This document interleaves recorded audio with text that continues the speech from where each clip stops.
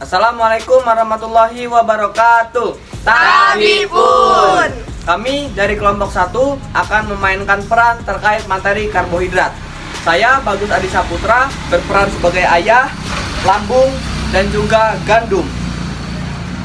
Dan saya Rafido Azuri akan bermain peran tentang rongga mulut, mudah lelah, dan biji-bijian.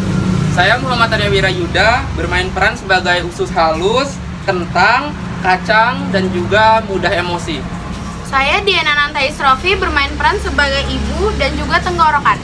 Saya Silva Ayuningsi sebagai narator dan juga anak SD. Saya Aulia Dwi Badlina sebagai nasi dan usus besar. Selamat menyaksikan. Suatu hari ada seorang anak bernama Silva Ayuningsi. Ia sehabis pulang dari sekolah tiba-tiba merasa kelaparan. Assalamualaikum Ibu, aku pulang. Ibu, aku pulang. Ayah lagi kerja. Ya, aku pulang ya. Ayah, Ibu masak nggak? Tadi ibu barusan masak. Ayo kita makan apa, Bu?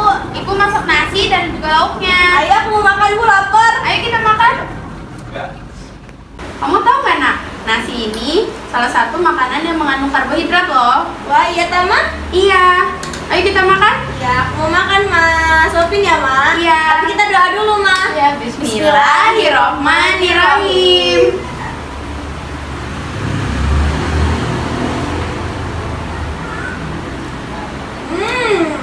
Dan akhirnya nasi pun dimakan oleh Silva.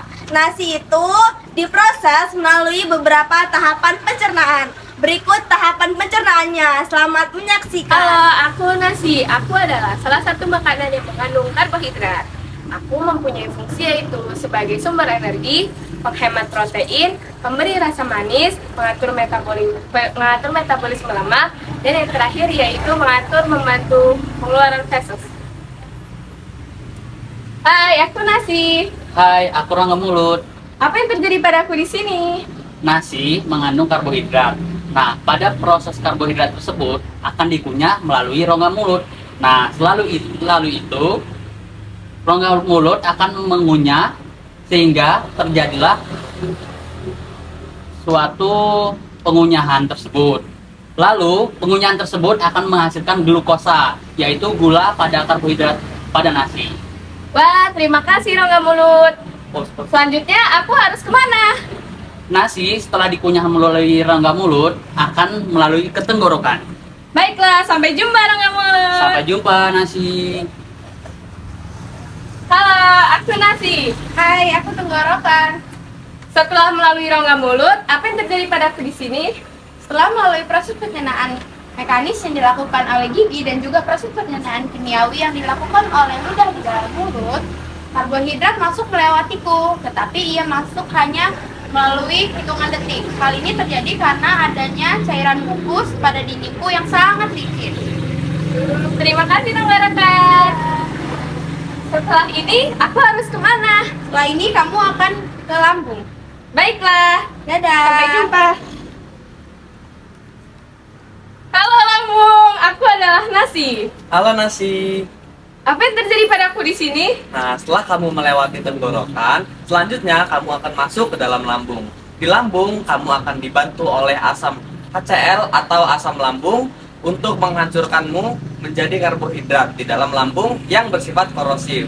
Nah, selanjutnya kamu bersamaan dengan asam lambung dan juga makanan lain akan diolah atau dihancurkan menjadi lebih halus dan menjadi lebih cair dengan bantuan kontraksi lambung.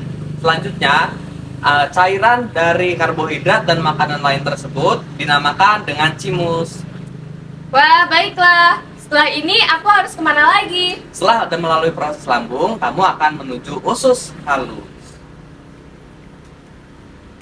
Wah, Dan di mana ini? kamu sedang ada di usus halus. Apa yang terjadi padaku di sini?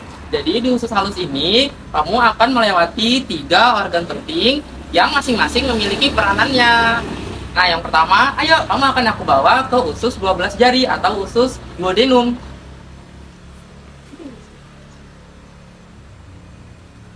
Nah, di usus 12 jari ini, cairan chimus ataupun cairan yang mengandung karbohidrat dan sudah bercampur dengan makanan lain akan mengalami proses secara kimiawi, yaitu dibantu dengan enzim amilopsin atau enzim amilase.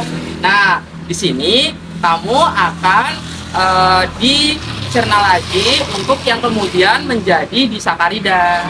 Nah, kemudian jika kamu sudah menjadi disakarida, ayo kamu akan aku bawa ke usus kosong atau jejunum.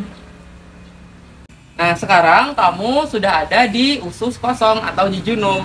Nah, di usus kosong ini, disakarida itu tadi akan mengalami perubahan menjadi monosakarida dengan bantuan enzim-enzim disakaridase, yaitu ada enzim maltase, kemudian laktase, dan juga sukrase. Nah, kemudian enzim-enzim ini akan mengubah disakaridase atau monosakarida itu menjadi beberapa bagian, yaitu yang pertama maltosa. Maltosa ini akan diubah menjadi 2 mol glukosa dengan bantuan enzim maltase. Yang kedua yaitu laktosa. Nah, laktosa ini akan diubah menjadi 1 mol glukosa dan 1 mol galaktosa dengan bantuan enzim laktase. Dan yang terakhir, yang ketiga, yaitu sukrosa ya. Nah, sukrosa ini akan diubah menjadi 1 mol glukosa dan 1 mol fruktosa dengan bantuan enzim sukrase.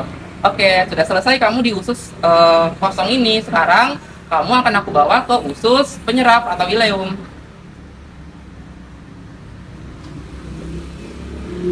Ya, kamu sudah sampai di usus penyerap atau ileum.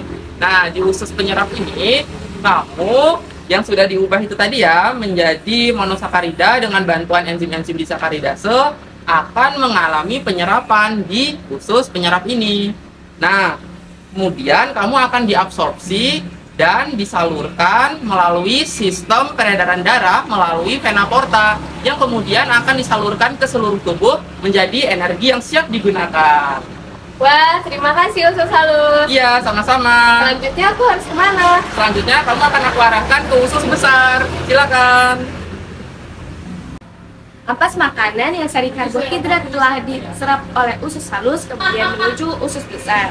Ampas ini berubah menjadi substrat potensial yang difermentasi oleh beberapa mikroorganisme di dalam usus besar sebelum akhirnya dibuang melalui anus. Nah, itu tadi proses pencernaan nasi yang telah dimakan oleh Silva dari rongga mulut, tenggorokan, lambung, dan sampai ke usus. Namun, Silva ini terlalu banyak mengkonsumsi karbohidrat sehingga menimbulkan salah satu dampak, yaitu dampaknya mudah Aduh, lelah. kenyang sekali, jadi lelah.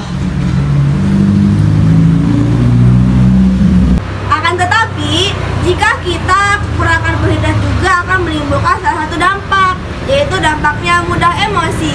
Mari kita simak. Duh, lapar banget. Ini gimana sih? Ayo. Ya, kalah lagi. Dari tadi kalah terus. Dari tadi Oh, aku biji-bijian. Kalian bisa memakan aku dicampur dengan oatmeal atau sereal. Selain itu, biji-bijian mengandung karbohidrat dan mengandung protein. Hai, rekomendasi selanjutnya selain biji-bijian, kalian bisa mengkonsumsi roti gandum. Nah, roti gandum ini kalian bisa konsumsi sebagai pengganti nasi untuk makan di siang hari. Lalu apa saja sih kandungan-kandungan yang ada di roti gandum? Yang pertama yaitu gandum utuh. Kalian bisa mengkonsumsi roti gandum yang berbahan dasar gandum utuh. Selain itu juga gandum hitam. Kalian bisa mengkonsumsi roti gandum yang berbahan dasar gandum hitam. Selain itu, kalian juga bisa mengkonsumsi olahan gandum yang lainnya. Baiklah, selanjutnya rekomendasi kami yang nomor 3 yaitu dengan mengganti kentang dengan kacang. Alih-alih memakan kentang yang dapat membuat kita naik berat badan dengan mudah, kalian di sini kami rekomendasikan mengkonsumsi kacang. Pasalnya, kacang ini merupakan sumber karbohidrat yang dapat dicerna dengan perlahan dan mengandung protein yang sehat.